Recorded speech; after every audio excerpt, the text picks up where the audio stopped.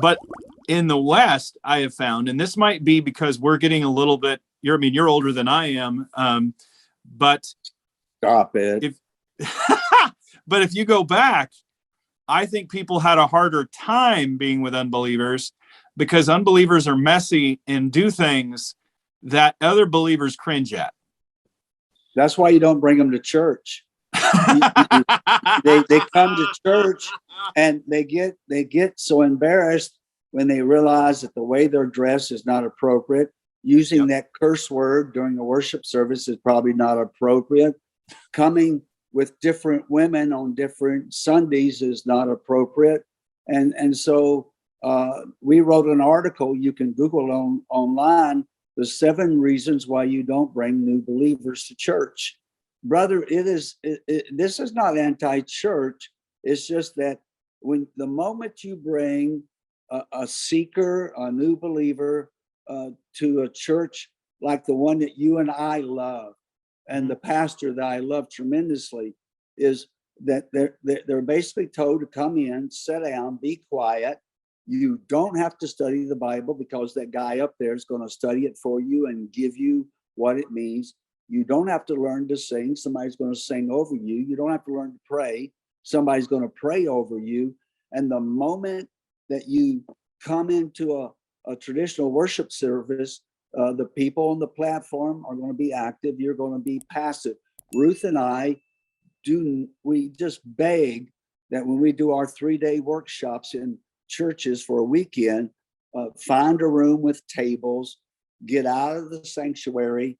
If we are forced because of space or whatever, that we have to teach in the sanctuary, we lose 60% of our interaction because people are trained to come in, to sit down, be passive, be quiet, to listen and not to participate. And so it is that real just for our teaching sessions. But bringing new believers into typical church setting teaches them, I don't have to study for myself. I don't have to write my own songs. I don't have to pray. These special people are going to do this for me, and I can be a consumer. So how do we make people be more active participants in the worship? You've got to be for 70% of the church globally, they meet in homes, house to house, and you can't hide there. You can't hide, and you're going to be telling your story. If you don't sing, someone's going to talk with you. You stumble and cry and maybe even use inappropriate language, but you're going to talk honestly to God. And it's just you got to change the venue. The more I think, even in your area, we've been asked a number of places to become a mission pastor, but a church planter. And I found out they want us to do Sunday schools and to do Bible studies in houses.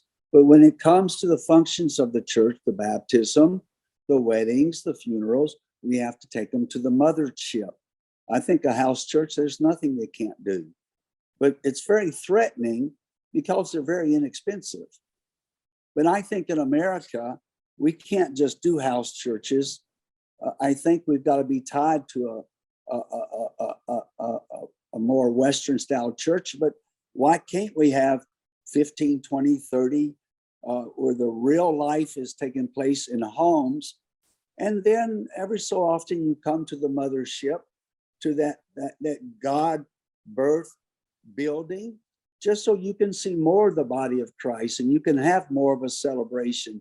And because a house church is generally going to be, in non-American settings, it's going to be, say, me and 2 or 3 of my brothers.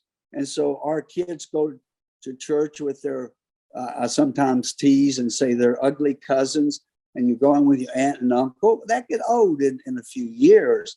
But coming to that larger body needs to serve a part of that. But the lifeblood, the number one thing missing in Western church life is fathers like you and me Mm. leading our family in worship in our homes. It is the number one missing piece of DNA.